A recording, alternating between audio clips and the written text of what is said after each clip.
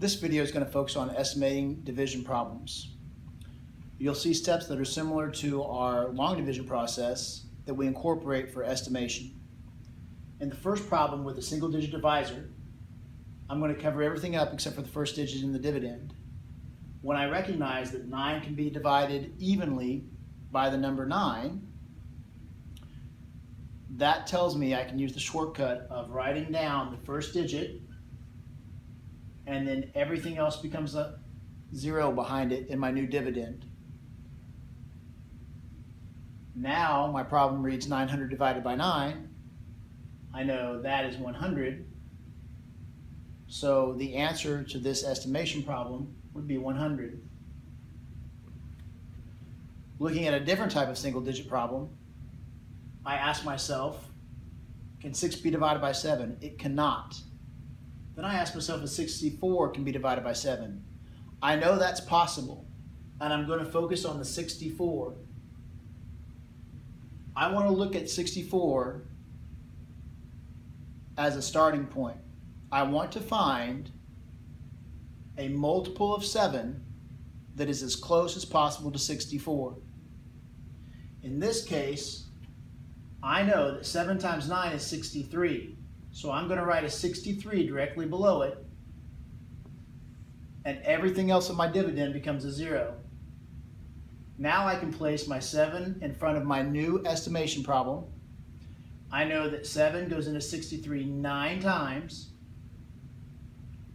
and however many zeros I have left in my dividend, I bring straight up to my quotient. So those are the two easiest ways that we use in my classroom to estimate division with single digit divisors. I want to talk for a moment about double digit divisors because most problems in 5th grade deal with double digit divisors. In this case, the problem of 3,465 is being divided by 28. The very first thing I need to do is round my divisor. In this case, I'm going to use 30.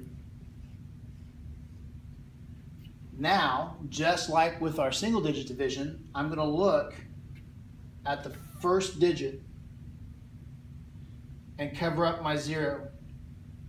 Can 3 be divided by 3? Absolutely.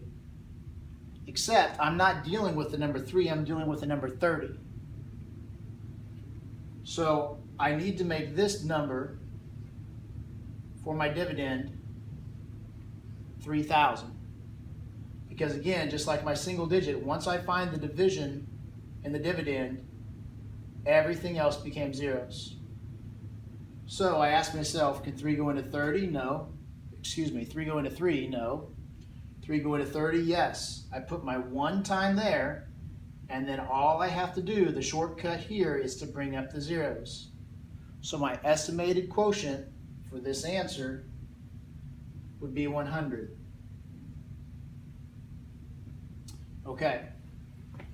Again, a little bit different type of estimation problem.